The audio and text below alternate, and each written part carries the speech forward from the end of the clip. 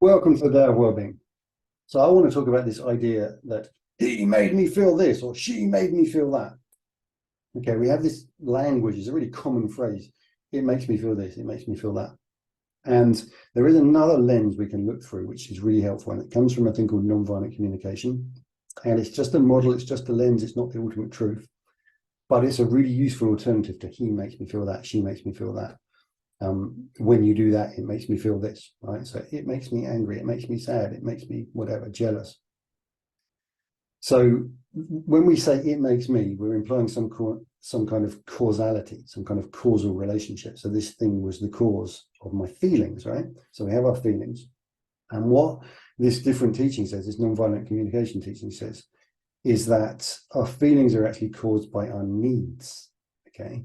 So then we're taking the responsibility of what's going on in our environment, someone else, another person, and we're taking responsibility. Now, that's a loaded term. What does it mean? The point is, we're just recognizing that ultimately the cause of our emotion was our need. Yeah, it wasn't what the other person did. What the other person did was a trigger for that. Okay, so maybe I feel lonely and I have a need for companionship, right? Then you didn't spend time with me. When you didn't spend time with me, it made me feel lonely. It's going to be very hard for the person that you're trying to communicate this to receive that message, because there is an implication of blame, isn't there? You made me feel. It's like I'm saying you caused this. And if the emotion that we're expressing is one that's generally considered negative, fear, jealousy, anger, whatever, and we're saying you made me feel that, then it's like our natural, well, partly natural, partly cultural, but our response is likely to be a defensive one. It's like, I didn't cause that, it's like immediately walls up, and it's very hard to get through those walls because there's an implication of blame, right?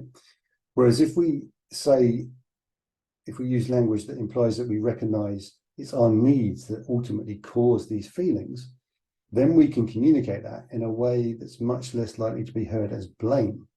And we can still make the request, could you please, I don't know, schedule in some time with me, one day this week or whatever it is, if the need is for companionship, because the feeling is loneliness. That's just one example, right? That's going to be so much easier than you make me feel abandoned, neglected, or whatever. It's just one example that may come up in a relationship. And it's a really fundamentally different paradigm, because we're getting out of this idea of right and wrong. Like, you were wrong. You did something that made me feel bad. Therefore, you're a bad person. Therefore, you're wrong. And I'm a good person because, I'm just innocent here. And we can just completely bypass that entire moralistic framework that is so common in our exchanges. And we can simply just be talking about our feelings and our needs. And then we can be making requests of the other person, which are very different to demands, right? So again, I've got a request. Could you schedule in an hour with me this week to catch up or whatever, rather than demanding. It's like, you have to watch this film with me tonight, otherwise I'm going to make you pay for it in whatever way, because often when we're making demands, even if we're not aware of it, we might think we're asking. But if there's an idea that if a person doesn't do what we're asking, they're going to pay for it in some way. Like I'm going to make them feel, I'm going to say things that imply that they're wrong, they're bad. I'm going to maybe try and elicit guilt and all this stuff, right?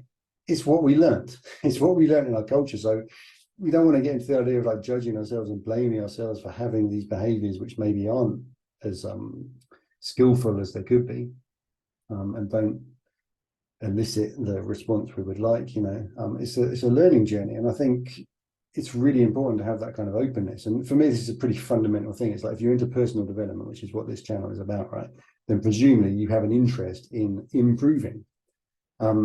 But it's a really difficult one because the very notion of needing to improve implies some kind of, lack of perfection, which can be really difficult for some people to swallow because, lack of perfection or whatever, or being wrong or not being as good as you could be, can carry a kind of blame with it, which is similar to if someone else is coming in and blaming us. We can create a kind of defensiveness in ourselves that makes us kind of impervious to learning what we could learn, or expanding our perception, widening our point of view, learning new skills, all this stuff, because that means that I wasn't already perfect, and that's really difficult to swallow. So You know, I mean, that's part of it, is this kind of, this openness is really important, this openness to learning new stuff. And then, you know, you can consider it and it may or may not add value, you know.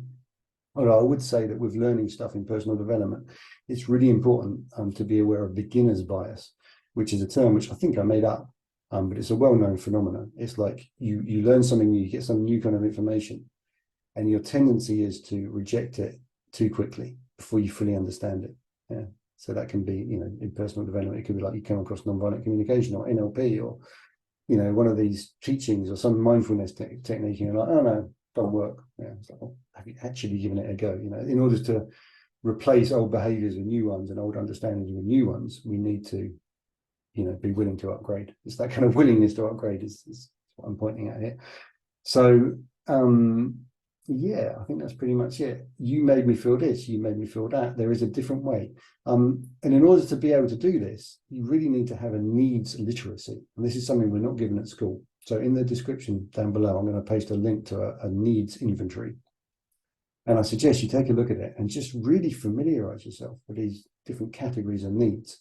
I haven't got it to hand here, but I'll find the link to it. You know, there's categories like physical well-being, and then there's like connection, and then there's like, I don't know, I can't remember what the big headings are, but, you know, all these different categories within which there's other needs. So just to throw out some examples, just to kind of get the ball rolling. So, you know, you've got a need for companionship, you've got a need for stimulation, you've got a need for food, you've got a need for shelter, you've got a need for warmth, you've got a need for fairness, you've got a need for equality. There's some discussion in the MVT community around what is a genuine need and what isn't, but I'm not going to get into that.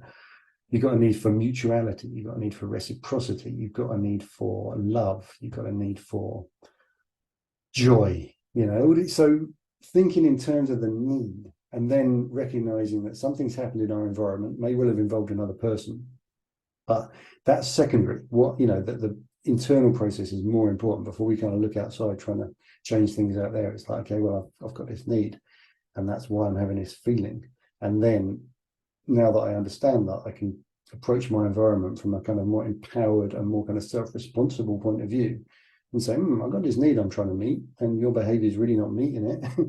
Would you be willing to kind of try a different behavior? Or, you know, you make a specific request. Would you be willing is a great way to start phrases in nonviolent communication. And to begin with, it can sometimes, the whole thing can sound a bit forced, a bit kind of clunky, a bit like someone's doing an NLP on you, and you notice that they're kind of matching your body language and matching your metaphors and your eye movements, and it's like, what's going on here? It's you maybe even feel like you're being manipulated. But again, you know, he made me feel manipulated. Oh, you know, manipulated is not a feeling, first of all.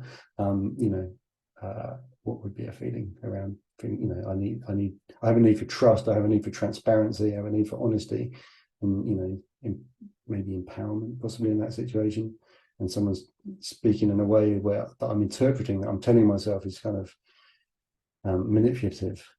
But we wouldn't do that in MT, we'd find the feeling, and I'm having trouble thinking what the feeling would actually be there with manipulated. I guess I might feel frightened. You know, I guess and a need for safety, because it's like, hang on, my environment isn't quite congruent. I've got a need for congruence. Yes, I think fear might be the emotion beneath the label of being manipulated. But that's another topic, is how we can kind of disambiguate these kind of pseudo feelings. So we have a lot of words that we use as if we're kind of all emotionally intelligent, and we have these feeling words like manipulated or abused, or you know, not to belittle these things, but manipulated, abused. I feel misunderstood. I feel ignored. All of these actually are not feelings. So there's a whole level to this that I haven't gone into in this video, but it's like, it's really important to recognize that those kind of words aren't feelings. They're what we call pseudo feelings, because they're actually a story. You know, if I say I feel ignored, I'm actually in my head saying, I'm telling myself that this person is ignoring me, but the feeling beneath that, go down into your body, into your heart. Feeling is, I feel lonely, I feel disconnected. You know, those are feelings. Ignored is a story, right? So that's another thing which I've kind of got into, because it's kind of part of the first thing I was talking about. But it's an amazing teaching, nonviolent communication, and it ties in with a lot of other traditions like the mindfulness and, you know, CBT sometimes, and NLP, and all. You know, it's like it's great to learn it, but just a caution, people can get really religious about it, really like fundamentalist, like this is how you should talk, you must talk like this, and it can be a bit of a pain. But anyway, that's the main thing. He made me feel bad. You made me feel good. Yeah, it's like there's a different way of relating that could be really helpful if you wanted to explore that. So yeah, look in the description. I put a link to the needs inventory, and yeah, that's pretty much it. Thanks for watching. Please like and subscribe, and I'll see you in the next video.